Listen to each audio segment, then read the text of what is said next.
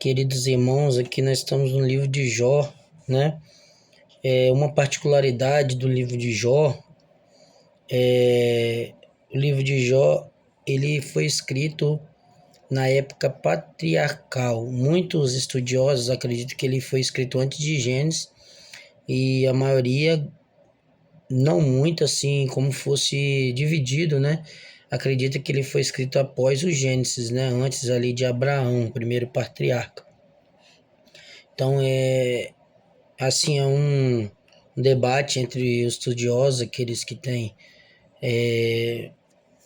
um estudo mais profundo sobre esses assuntos na questão da arqueologia, nessa questão de geografia, de tempos bíblicos, né? Mas ele está entre Gênesis e Êxodo ali, entre os dois, né? Pode ser um pouquinho mais antes de Gênesis ou um pouquinho depois ali do começo de Gênesis, mas isso não é tão relevante, né? O que é relevante é o resumo e o panorama, o que diz o livro de Jó, os ensinamentos aqui deixados, né, no livro de Jó. Entende como pano de fundo do livro de Jó, aqui está um resumo, né, que eu fiz. Aqui é um plano de fundo aqui que o livro de Jó tem muitos ensinamentos. Então eu preparei aqui para os irmãos. O primeiro, o contexto histórico do livro de Jó. O livro de Jó se passa em um período patriarcal semelhante ao tempo de Abraão. Não há menção à lei de Moisés, ao templo ou Israel como nação, e a riqueza é medida por rebanhos, e o chefe de família atua como sacerdote. Então é forte. Até mesmo antes da lei, eu falei com os irmãos de Moisés, Abraão já tinha preceitos, mandamentos que ele seguia, né? E Isaac falou isso. Ali a gente vê que ele seguiu os preceitos, os mandamentos de Abraão, ou seja, já existia algum tipo, né? Até mesmo o Melquisedeque, né? Quando Abraão deu o dízimo de tudo, ou seja, era bem antes essa questão de sacerdócio, essa questão de padrões, né? Então, desde o começo eles seguiam, né? Ali a gente vai ver Gênesis 5, a gente vai ver a genealogia de Sete, a genealogia piedosa, né? Então todos esses homens tinham alguma referência para seguir, ou seja, eles tinham padrões, tinham preceitos, tinha a maneira de andar, a maneira de se comportar antes mesmo da lei de Moisés, né? Então, o segundo característica que além disso é o local. Jó vivia em terra de Uz, provavelmente na região da Arábia ou de Edom, fora de Israel. Isso mostra que o temor a Deus não estava limitado ao povo israelita. Bem antes de Deus escolher esse povo para ter um povo para chamar dele, Deus tinha pessoas que já o seguiam e faziam a tua vontade, seguiam. Tinha uma lei, tinha uma dispensação que eles seguiam, como eu falei com os irmãos, existem várias dispensações, tem inocência, consciência, governo humano, lei de Moisés e graça, a qual nós vivemos hoje, né? E tem ainda a que vai vir, que é o evangelho do reino, milênio, ainda sobre essa terra. Então, ou seja, então Jó viveu no tempo ou da consciência, ou da inocência, ou do governo humano. Ou chegou a pegar ali a dispensação patriarcal, que é através de Abraão. Então, tinha cada um desses a sua dispensação vivida naquela época. Por isso que nós hoje não seguimos a lei de Moisés, porque Jesus é o fim da lei. Lá em Hebreus diz, Paulo diz também, que ele é o fim da lei, né? Então, tudo se fez nele, ele tabernaculou na gente. Nós não estamos na dispensação da lei de Moisés, não precisamos guardar os 10 mandamentos, porque a nossa lei agora é Cristo, nós vivemos nessa dispensação chamada graça. Então, Jó, ele teve um segmento ou de alguém, ou da dispensação da época, ou da aliança da época, né, vivida. Vamos lá. O terceiro, tema central, o grande tema é o sofrimento do justo. O livro responde à pergunta: por que pessoas justas sofrem se Deus é justo e soberano? Quarto, cenário espiritual. O livro revela um diálogo nos céus, onde Satanás acusa Jó. Deus permite a prova, não como punição, mas como demonstração da fé genuína de Jó. Conflito principal, quinto ponto. Jó perde seus bens, seus filhos e sua saúde. Seus amigos defendem a ideia comum da época: sofrimento é sempre resultado de pecado, o que o livro contesta. Sexto, revelação de Deus. Deus não explica o porquê do sofrimento, mas revela quem ela é. Soberano, sábio, justo, Jó aprende a confiar em Deus, mesmo sem respostas. Jó 42:5. Mensagem teológica. O sofrimento nem sempre é castigo. A fé verdadeira permanece mesmo sem recompensas visíveis. Deus é digno de confiança em qualquer circunstância. Amém? Lá em Tiago diz assim, que Deus não prova ninguém. Deus não tenta ninguém, Deus coloca à prova. Quem tenta é o diabo. Quem tenta é o diabo. Jesus foi tentado por ele várias vezes, até no deserto é 3, né? Mas várias vezes ele foi tentado, mas quem prova é Deus, para colocar nós num patamar maior e firmar a nossa fé, fundamentar a nossa confiança e a nossa fé mais em Deus. Jó não olhava pelo lado dos amigos que o acusava de pecado. Muitos de nós acusam alguém hoje de pecado quando está passando alguma situação difícil, mas a Bíblia contesta isso, essa ideia diabólica. Talvez aquela pessoa está sendo provada e Deus colocou a prova para mostrar a Satanás que ainda tem pessoas reta, fiel, temente e se desvia do mal, né? A maior alegria nossa é ver Deus falando bem da gente, como falou de Jó para Satanás, né? Eu pontuei aqui as lições espirituais do livro de Jó. Quais as lições que pode ser deixada? Primeiro, Deus é soberano sobre tudo, mesmo quando o sofrimento parece sem sentido. Deus continua no controle. 2. O justo também sofre. A fidelidade a Deus não isenta o crente da dor. Sofrer não significa estar em pecado.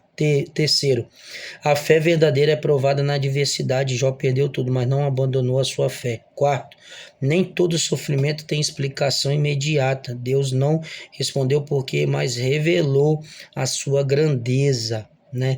Quando Jó perguntou, fez mais de, se eu não me engano, 72 perguntas, e Deus fez acho que 30 e alguma coisa perguntas para Deus. Jó perguntou mais de 72 perguntas e Deus respondeu a Jó perguntando a ele também, né, onde ele estava quando criou o firmamento, onde ele estava quando Deus criou os astros, então enfim, Deus respondeu ele perguntando ele não soube responder, né? E ele falou: bem sei que tudo pode, e nenhum dos seus caminhos ou preceitos pode ser frustrados, porque Deus, quando ele quando ele predestina algo para nós passarmos, a gente temos que passar, e ele acredita que nós passaremos pela força que nós temos. Eu falo premeditar, mas na questão por causa da presciência de Deus, né? Ele sabe que a gente vai aguentar ou não, né? Mas ele confia na gente, mesmo assim sabendo que a gente pode errar ou não. Deus vê além do homem, né? Os amigos julgaram Jó pela aparência, Deus conhecia seu coração. O tópico 5. O tópico 6, a dor pode gerar crescimento espiritual. Jó declarou: Antes eu te conhecia de ouvir, mas agora meus olhos te veem. O silêncio de Deus não é ausência. 7º ponto. Mesmo calado, Deus estava presente e atento a tudo. 8º, o perigo da teologia superficial. Os amigos de Jó erraram ao aplicar regras espirituais sem misericórdia. Fizeram uma exegese. Eles mesmos pegaram a palavra e fizeram uma exegese. O que eu acho, o que eu estou vendo, o que eu penso. Não. Quando a gente faz uma exegese, não uma exegese, é falar o que Deus está querendo falar através daquela situação, através da palavra, interpretar, usar a hermenêutica. Por isso que nós pregadores, quem está me assistindo, quem prega, quem dá estudo, tem que saber uma coisa, que nós temos que interpretar segundo a Bíblia está nos orientando a interpretar, não achar de nós, mas achar o que Deus está falando na palavra dele. Muito cuidado disso. Os amigos de Jó fizeram uma exegese, fizeram uma má interpretação e aplicou uma coisa que deixou Jó mais para baixo do que ele já estava já. 9. Perseverança agrada a Deus. Jó permaneceu fiel e Deus honrou no tempo certo, né? Perseverança é continuar confiando, continuar crendo, continuar orando, continuar buscando, sabendo que Deus vai intervir e vai fazer algo a nosso favor. 10. A restauração vem de Deus. Deus restaurou Jó não apenas materialmente, mas espiritualmente. Aí o que eu deixei um versículo aqui para os irmãos para finalizar essa aula. O Senhor deu, o Senhor tomou. Bendito seja o nome do Senhor. Jó tinha convicção que tudo que ele tinha era de Deus. Foi Deus que o deu, né? Então quer dizer que ele sabia que tudo que ele tinha conquistado foi Deus que o ajudou ele a conquistar. Não foi mérito dele, foi mérito de Deus pela sua fidelidade com ele, e Deus deu em dobro para ele no final daquela prova. E eu quero aqui deixar, além das dispensações que eu falei para os irmãos, eu vou deixar aqui as alianças, para quê? Para você ter uma ideia, né? Antes da lei de Moisés já havia coisas sendo seguidas de Deus, irmão, pessoas sérias, pessoas como Enoque, que foi arrebatado, foi transladado ao céu igual Elias, e antes da lei de Moisés. Então, ou seja, tinha homens e mulheres, servos de Deus naquela época, antes mesmo da lei. E a primeira aqui é a aliança adêmica de Adão, de Gênesis 1:2. Deus estabelece o domínio do homem sobre a criação e a responsabilidade de obedecer. 2. Aliança adâmica, após a queda, né? Inclusive, inclui o juízo pelo pecado, mas também a promessa do Redentor. 3. Aliança noética de Noé, Gênesis 8:9. Deus promete nunca mais destruir a terra com dilúvio. Sinal, o arco-íris é uma forma de aliança. Aliança abraâmica, através de Abraão, promessa de terra, descendência e bênção para todas as nações. Sinal, a circuncisão. Aí vem bem antes da lei, viu, irmãos? Outro método aí, ó. Gênesis 12, 15 e 17. Não é versículo, tá? 12, 15 e 17 é capítulo, assim. Quando eu falei Gênesis 8 e 9 também é capítulos, não estou falando de versículos.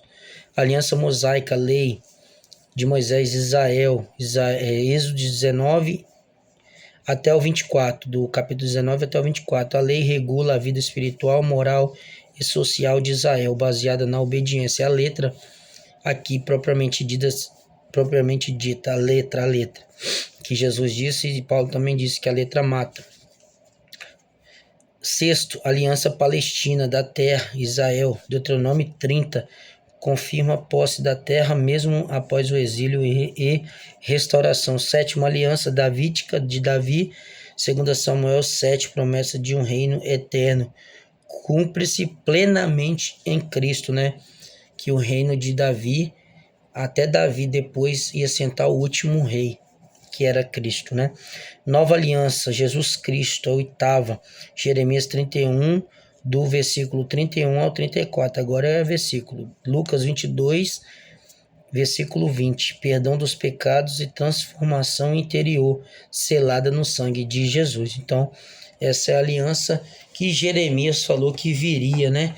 E ia atingir todos e tudo, e ela se cumpriu quando Jesus se entregou na cruz para todo mundo, né? Porque Deus amou o mundo de tal maneira que deu seu Filho unigênito para todo aquele que nele crê, não pereça, mas tenha vida eterna. João 3:16. Amém? Deus abençoe todos.